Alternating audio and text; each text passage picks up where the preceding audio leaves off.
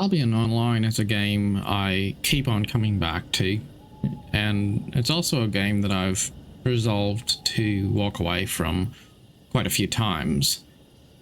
Interestingly, it's a primarily group PvP game, and I'm really more of a casual solo PvE sort of a player. So in many ways, there's a lot of reasons why I might reach the conclusion that Albion Online is not a great fit for me. And yet, it always seems like whenever I leave the game and I play something else, after a while, I start to have that itch, that feel that I would like to go back and give it a try again, because I miss something about the game. And I think a big part of that is the realistic economy. It's kind of like the difference between a really nice painting or picture of the night sky and an actual working model that is animated. It's so refreshing to be part of an economy that's alive, that's functioning, where everything just makes sense. To give an example, if I was playing Elder Scrolls Online, perhaps I'd go into a delve or a dungeon and I'd find a bunch of different food commodities sprinkled around inside crates and barrels and boxes, and I would collect those things. And I know I could potentially make something out of them, and I could also sell them. And yet, it just doesn't really feel all that special, because does it really make a difference whether I got apples or coffee out of that barrel if the reality is they didn't really come from any particular rational place? It's not like the coffee was raised on a coffee plantation. It's not like the apples came out of an apple orchard. It all just feels really RNG based, whereas in Albion Online, everything comes from the sort of places you would expect them to come from. So if you want birch logs, you're going to have to go find a birch tree and cut it down. If you want flax, then you're going to go harvest flax where it grows. And if you are looking to purchase some wheat, you know that that wheat was grown in a wheat field on a player's private property. It all just makes sense. Isn't it funny, though, in so many RPGs, if you really think about what it is that is the most unrealistic thing in the game, it's usually the way the economy appears to be structured. Because there's all these players running around, and there's all these NPCs, and there's all these characters, and yet the reality is that there's not enough farmland or resources visibly in the game world to support those things. It just doesn't really make a lot of sense if you think about it too much. And in Albion Online, the economy just feels so much better. And one of the things that I dislike most about Albion Online is that it has a certain toxic vibe to its community, because there's this full loot on death PvP system.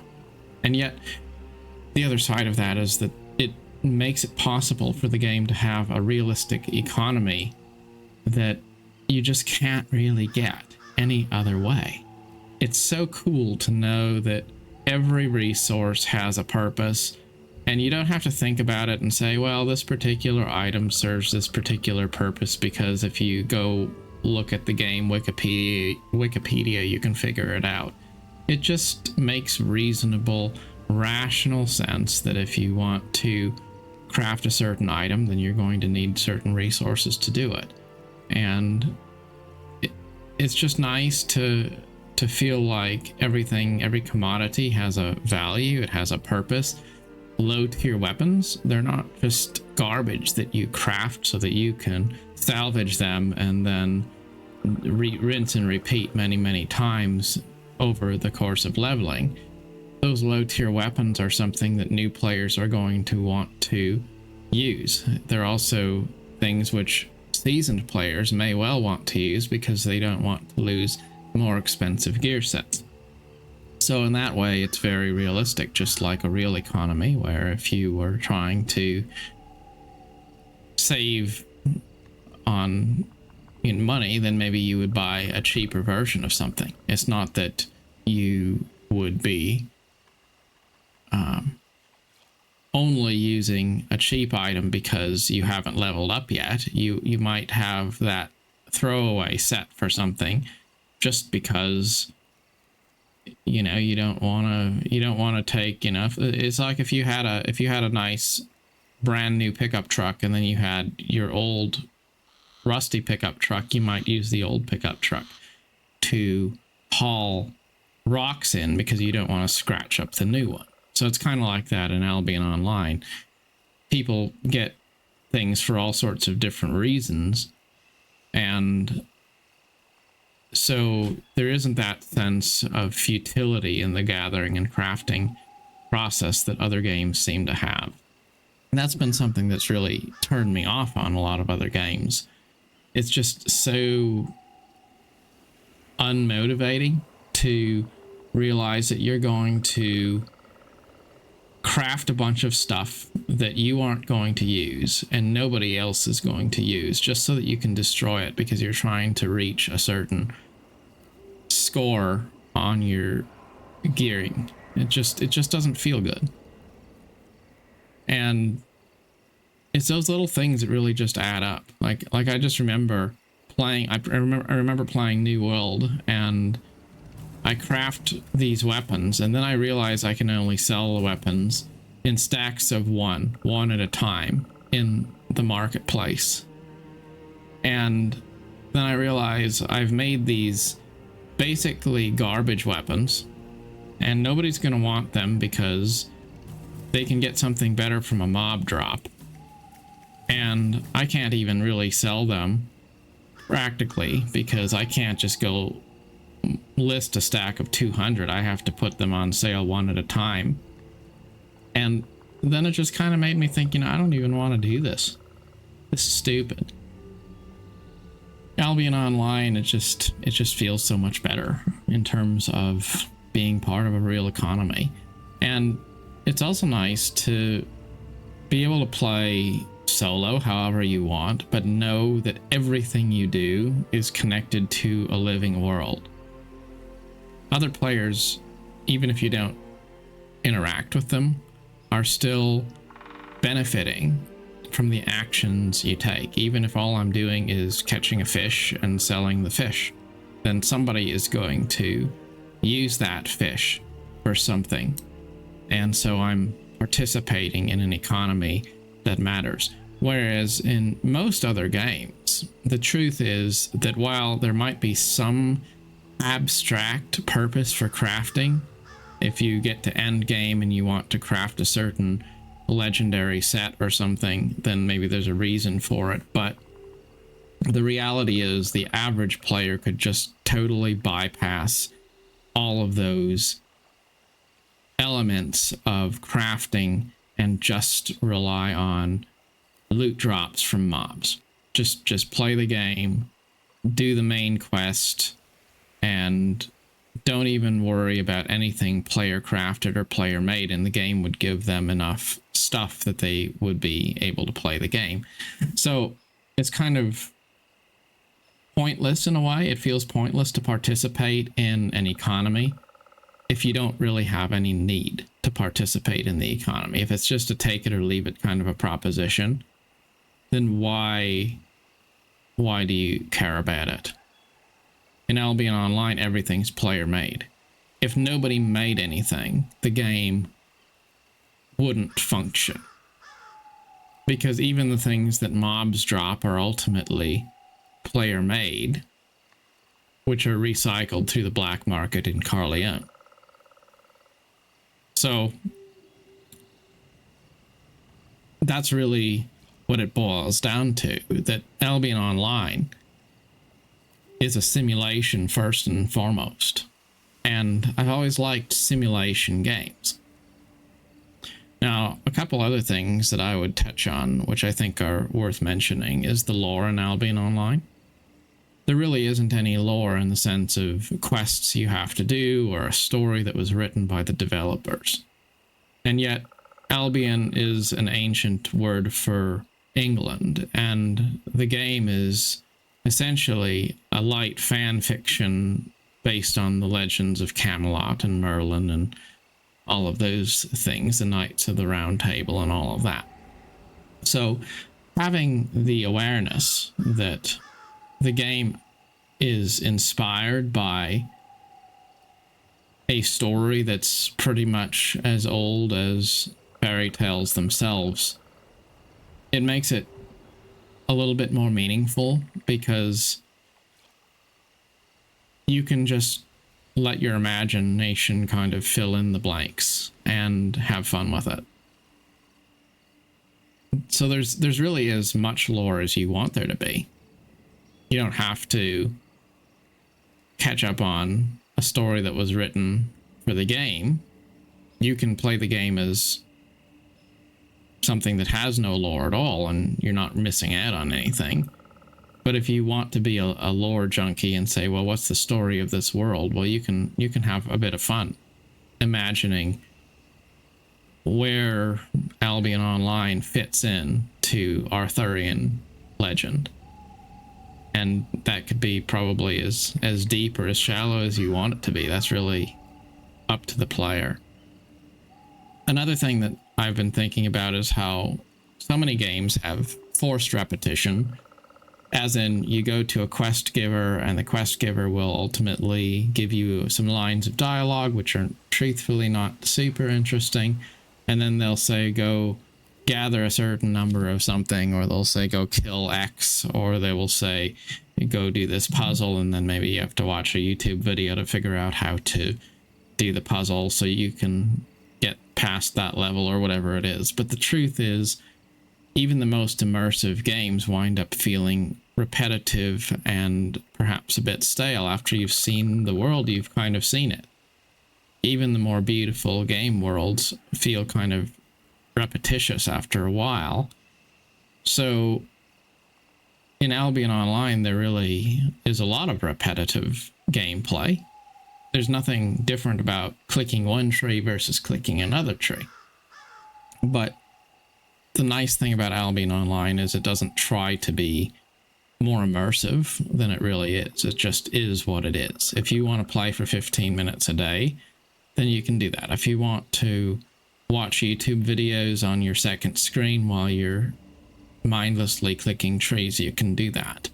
There's just not really any effort on the part of the game to try to pretend that it's putting you into this super immersive world where you're going to lose yourself. And if perhaps you do, that's great, but it's just, I guess, unpretentious in a way.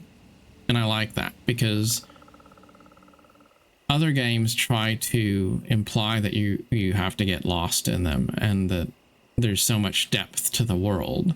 And then there's that sense of obligation to keep on going on and completing more quests and grinding forward and being loyal to the franchise and all that kind of thing, even if you're not really having a great deal of fun.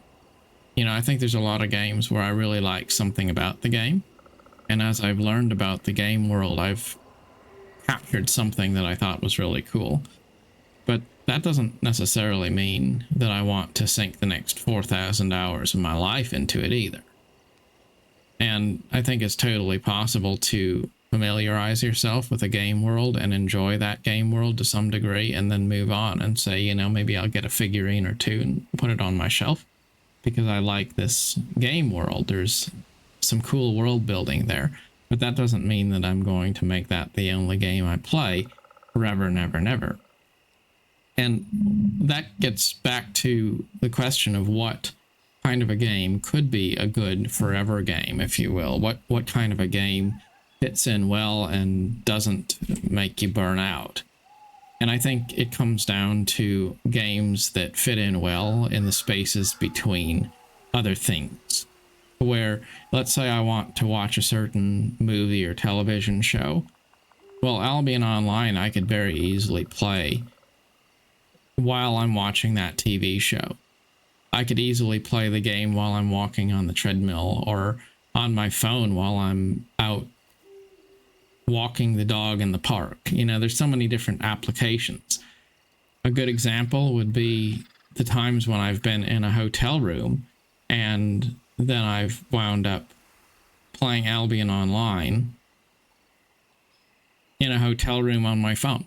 And it's just a cool little diversion, and I'm able to access it. Just pull out my phone and load up the program, and it's there in the palm of my hand. And is it the most graphically in-depth game? No, it's not. But it doesn't have to be, because the truth is the best gaming experiences are rooted in our personal imagination. And sometimes when you have something a little bit simpler, it frees up your imagination to tell your own story in your own way as you wish to do it. And with Albion Online, there's any number of ways you can tell your story, because everybody has their own story. And in that way, this game is very much like real life. You could play the game and make money not killing anybody or anything. I think Albion Online is probably the only game I know in the MMO space where you could actually play the game without even killing animals if you wanted to. You could be a pacifist player, just cutting trees and gathering flax and flipping it on the market or something. And you could never kill a player, and you could never kill an animal, and you could actually play the game. I'm not saying it would be the entire gaming experience. I'm just saying you could do it. And the truth is, if you want to make a lot of money, then if you could sell your life to a guild and you could put all your time into doing that. If you wanted to be a bit more aggressive and cutthroat, you could go out there and you could just, you know, grief other players and play the game that way. And you might lose a lot or you might make a lot. But you could also just play the game simply and quietly and by yourself. And just like real life, different play styles are more or less interesting than others. But what's cool is that it's really up to the player to decide how they're going to define their personal journey in Albion. And that sense of choice and consequence is special, even if it does mean that the game has a certain degree of toxic elements, even if it does lead to some things that are less than ideal about the game. Because when you give people freedom, the truth is they will often do things that aren't very nice with that freedom. But having freedom beats something that's safe, but ultimately fake.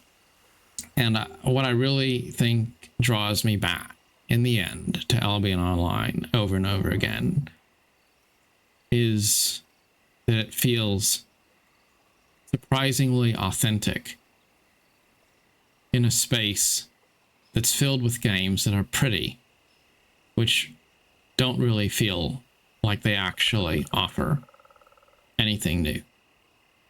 And in closing, I will rest with the fact that the devs seem to be very invested in making positive changes to the game and empowering it to evolve over time. So things like adding biomes to personal islands or adding portals to the mists. There's so many different things that just happen every so often to where even if you think the game isn't in the state you'd want it to be in, chances are a few months down the road, you'll find that something different has been added to the game that makes you think, well, that's kind of cool.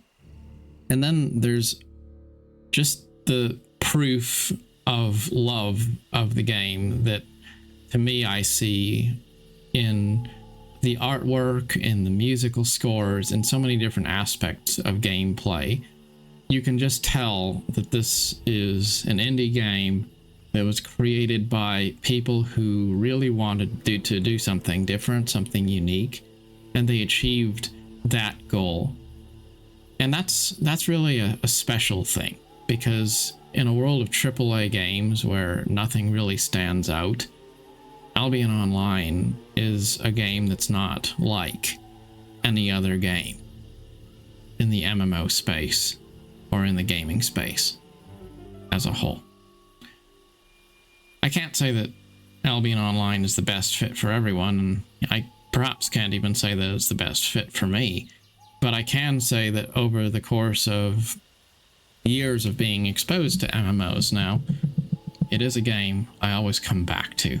And no matter how much I am tempted to criticize it for various reasons, and no matter how many times I've checked out other games and even enjoyed them sometimes more, Albion Online has been a game that I never want to permanently close the book on. And so I have my island, and I have my character, and no matter how much I think I'm going to log off for the last time, inevitably, never really leave. Sometimes I just take breaks. I think it's a good game for anybody to check out. If you haven't checked it out, it's definitely underrated. Till next time, thanks for watching.